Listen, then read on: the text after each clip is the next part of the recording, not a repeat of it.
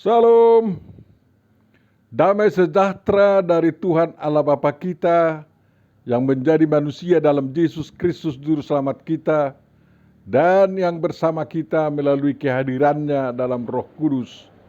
Kiranya memenuhi hati dan pikiranmu dalam mendengar kabar baik yang disampaikan kepada kita hari ini. Amin. Firman yang akan kita renungkan pada kesempatan ini diambil dari Roma 8 ayat 8 sampai 11, yakni perikop Evangelium di minggu hari pertama perayaan pencurahan Roh Kudus yang bertepatan dengan hari perayaan Pentakosta tanggal 5 Juni tahun 2022. Kita akan renungkan firman ini dalam bingkai tema hidup dalam roh.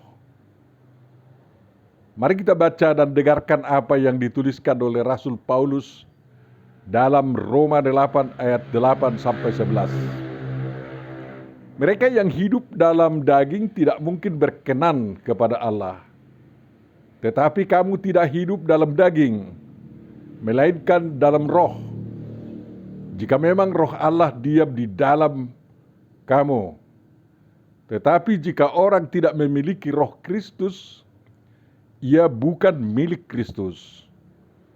Tetapi jika Kristus ada di dalam kamu, maka tubuh memang mati karena dosa, tetapi roh adalah kehidupan oleh karena kebenaran. Dan jika roh Dia yang telah membangkitkan Yesus dari antara orang mati diam di dalam kamu, maka Ia yang telah membangkitkan Kristus Yesus dari antara orang mati akan menghidupkan juga tubuhmu yang fana itu oleh rohnya yang diam di dalam kamu. Demikian firman yang akan kita pahami. Berbahagialah dan diberkatilah orang yang mendengar, menghayati dan mengamalkan firman dan perintah Tuhan. Amin. Mari kita petik dari firman ini apa kehendak Tuhan yang harus kita lakukan dalam kehidupan kita selaku anak-anak terang sekarang ini. Yang pertama, Bapak Ibu Saudara, manusia diciptakan sebagai makhluk yang punya tubuh, jiwa dan roh agar bisa ditempati oleh roh Tuhan atau roh Allah.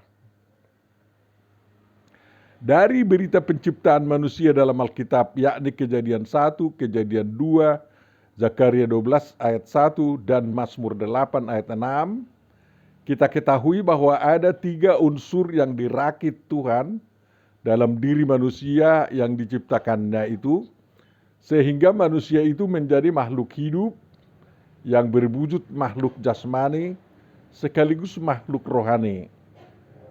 Tuhan membentuk dari debu tanah wujud tubuh. Lalu Tuhan menghembuskan napas hidup atau nismat hayim, pnoen zoes, melalui lubang hidungnya. Lalu wujud yang terbuat dari debu tanah itu menjadi makhluk hidup. Nefas haya, yaitu suatu yang bisa bergerak, bernapas, berjiwa atau punya psike, dapat berpikir, dapat berbicara, dan membangun budayanya. Bersamaan dengan penghembusan napas hidup itu, Tuhan memasukkan roh yang sebelumnya telah diciptakannya ke dalam tubuh manusia itu. Penciptaan roh dikatakan dalam Zakaria 12 ayat 1.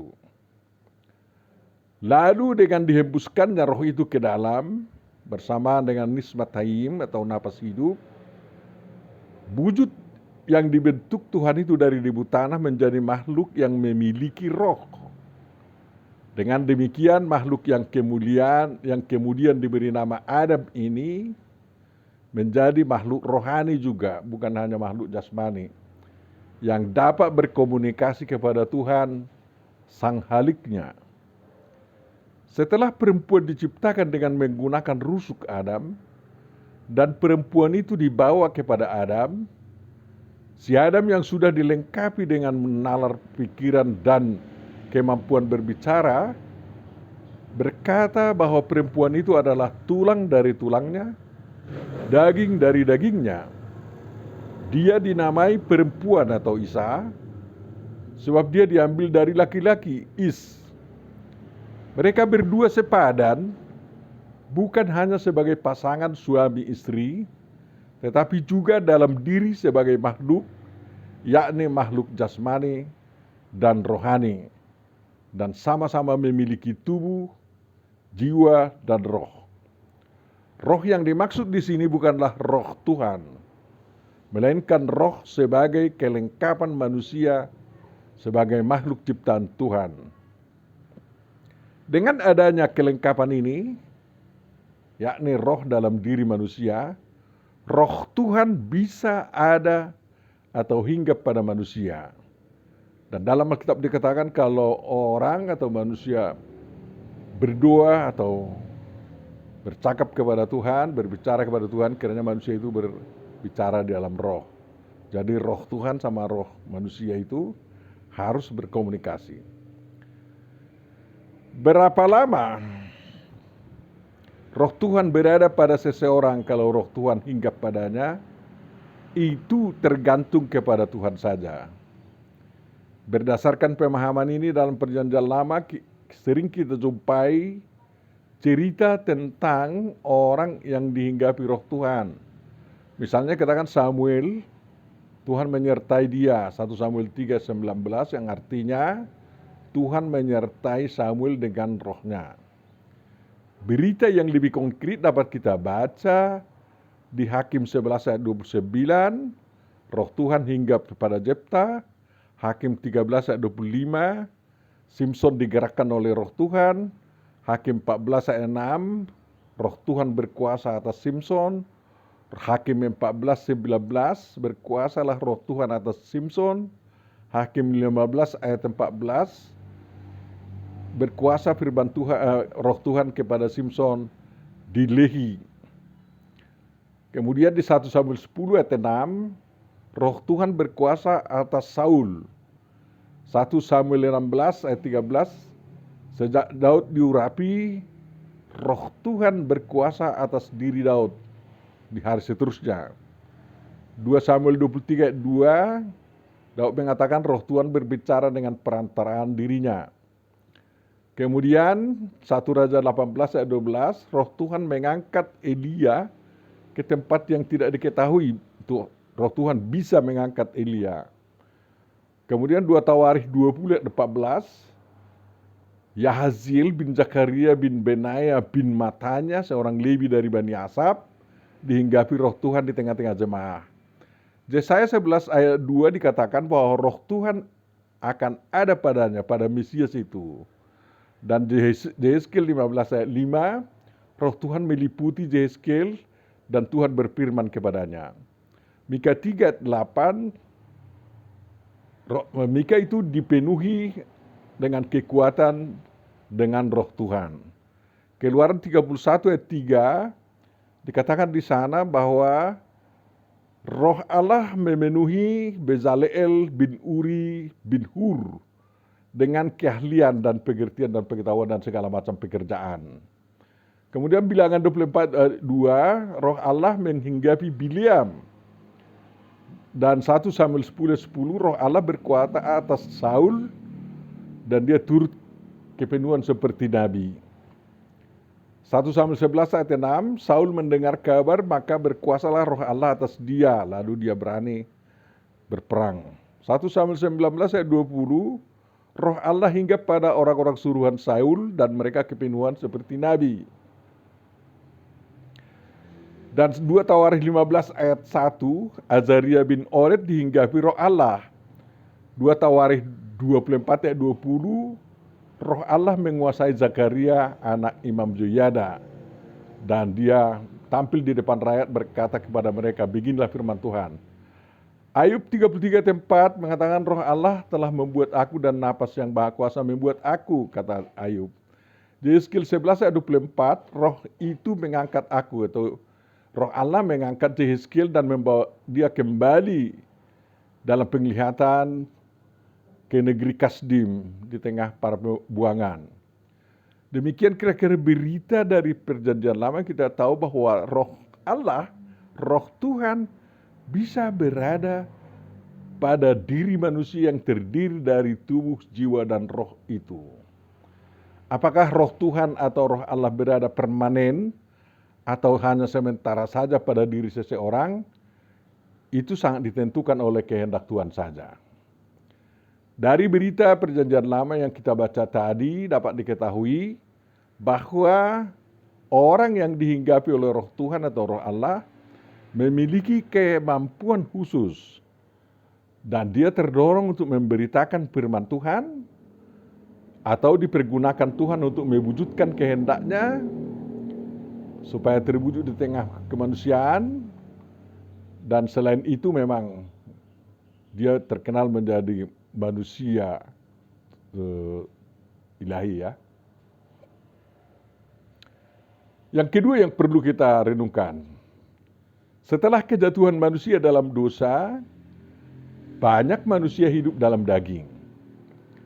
Selagi manusia masih makhluk hidup, belum makhluk mati, 3 komponen diri manusia, yakni daging, jiwa atau napas hidup, dan roh, memiliki kehendak atau niat-niat maupun hagiot masing-masing. Dari manusia itu dapat dikatakan normal, atau diri manusia itu dikatakan normal, kalau niat-niat 3 komponen itu dapat saling mengendalikan dalam rangka memenuhi tugasnya di dunia dan di hadapan Tuhan.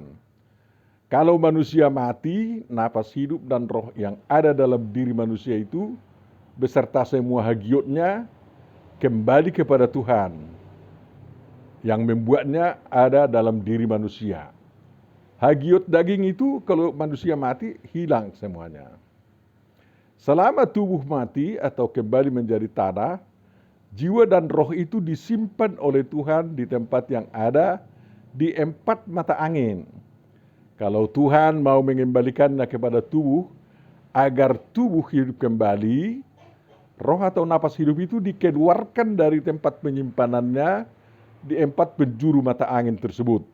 Bandingkan Yehezkiel 37 ayat 9. Tetapi kalau hagiot dari 3 komponen diri manusia itu tidak lagi serasi, dan hagiot daging tubuh menjadi berkuasa atas diri manusia itu, maka napas hidup dan roh menjadi lemah. Bahkan tidak diberi lagi kesempatan untuk bersuara, baik kepada dirinya sendiri, apalagi kepada Tuhan. Lalu tujuan hidup manusia menjadi melenceng dari tujuan yang telah ditentukan Tuhan. Itulah yang dipahami sebagai dosa. Dosa artinya melenceng kan?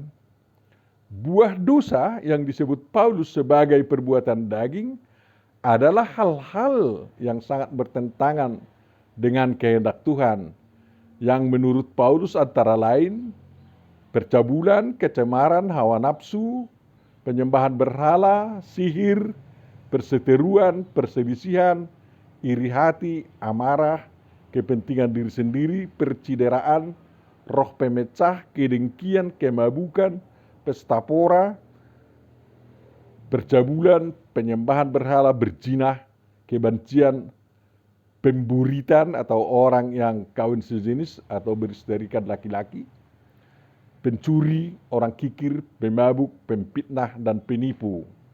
Itu baca dalam Galatia 5 ayat 19 sampai 21 dan 1 Korintus 6 ayat 9 sampai 10.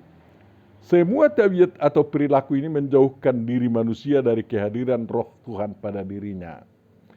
Perilaku atau tabiat seperti ini sangat bersahabat dengan dunia ini. Dari itu banyak manusia atas nama ambisinya maupun demi keagamaannya ingin melegalkan perilaku atau tabiat seperti itu sebagai hal yang baik bagi kemanusiaan dan kerajaan dunia. Bagi mereka sungguh enak bersahabat dengan dunia ini, dan daging itu merasa enak di dunia tempat pengambilannya, atau sangat enak hidup di dunia dirasanya ya. Inilah semua dosa dunia yang dihapus oleh darah anak domba Allah yang dikurbankan di salib Golgota. Setelah penghapusan dosa dunia itu, masih ada hal yang harus dilakukan oleh setiap orang yang ingin dihinggapi atau ditempati oleh Roh Tuhan, sehingga dirinya dapat kembali sebagai manusia normal di dunia dan di hadapan Tuhan Allah. Yakni manusia harus bersedia mengenakan atau memberlakukan penghapusan dosa atau perilaku tabiat dunia seperti yang kita sebutkan di atas, dan itu harus berlaku untuk dirinya sehingga tidak ada lagi tabiat-tabiat itu di dalam dirinya. Dengan demikian, kehidupan tubuh atau daging, jiwa, dan rohnya kembali normal dan memenuhi syarat untuk ditempati atau dihinggapi oleh Roh Tuhan. Setiap orang Kristen sebenarnya harus diperhitungkan sebagai orang yang telah menyambut atau memberlakukan kepada dirinya penghapusan dosa dunia itu, sehingga semua tabiat atau perbuatan daging itu bersih dari dirinya. Dengan demikian dapat dikatakan, seperti dikatakan Paulus, kamu tidak hidup dalam daging melainkan dalam roh, jika memang roh Allah diam di dalam kamu.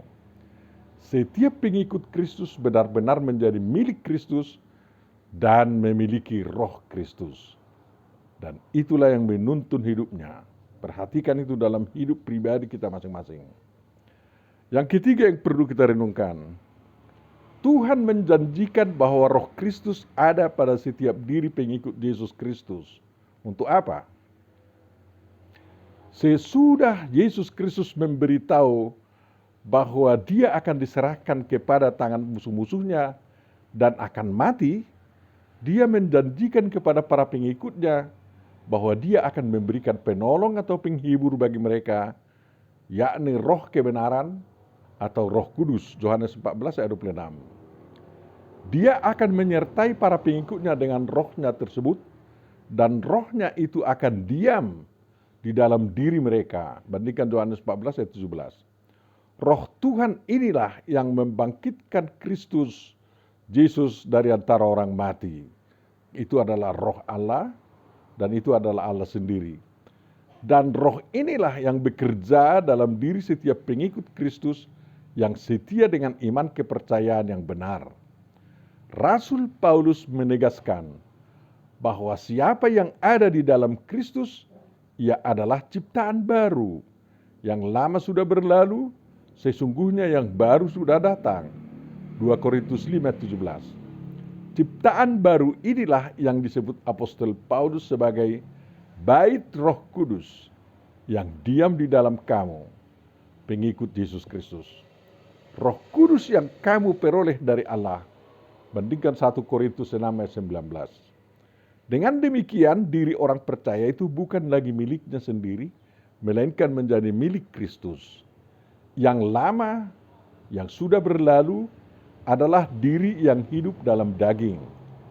Sedangkan yang baru adalah diri yang hidup dalam roh dan menghasilkan buah roh, yakni kasih, sukacita, damai sejahtera, kesabaran, kemurahan, kebaikan, kesetiaan, kelemah lembutan, penguasaan diri. Demikian Paulus dalam Galatia 5 ayat 22 sampai 23a. Roh Kristus yang berada atau hidup dalam diri orang percaya, dalam diri pengikut Yesus Kristus, menghidupkan tubuh yang panah itu dalam kekudusan, hormat, dan kemuliaan. Itu semua secara baru. Oleh karena itu, Bapak, Ibu, Saudara-saudari yang terkasih, marilah kita ikuti dorongan-dorongan Roh Kudus agar kita giat dalam pekerjaan Tuhan, giat memberitakan Injil, dan menghasilkan buah roh atau siap untuk dipergunakan Tuhan dalam rangka mewujudkan kehendak Tuhan terjadi di tengah-tengah dunia atau di tengah-tengah umat manusia. Amin. Mari kita berdoa. Terima kasih Tuhan, Engkau mencurahkan Roh Kudus-Mu kepada kami.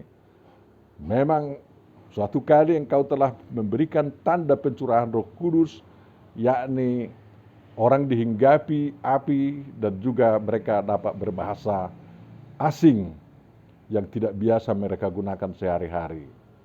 Itu hanya satu kali terjadi, dan pada kesempatan-kesempatan yang lain, tidak seperti itu lagi penampakan kehadiran Roh Kudus kepada kami. Banyak di antara umatmu yang kau baptis dengan Rohmu yang kudus, dan hidupnya berubah menjadi pengikutmu yang setia, menjadi saksimu yang setia. Kiranya seluruh umatmu, anggota gerejamu, mengalami hal-hal sedemikian ya Tuhan, oleh kuasa Roh Kudus-Mu.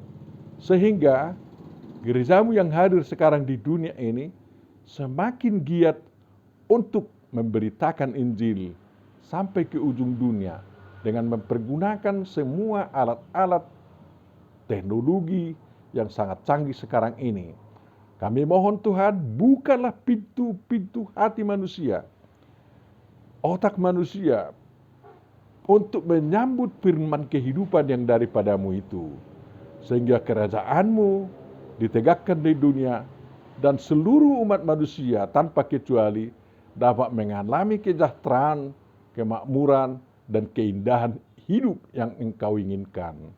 Terima kasih atas pengampunan dosa yang telah Kau meteraikan kepada kami di dalam darah Yesus Kristus yang dicurahkan di Bukit Golgota. Sempurnakan doa kami ini ya Tuhan, dan kami mohon kabulkanlah itu di dalam Yesus Kristus Tuhan dan Juru Selamat kami. Amin.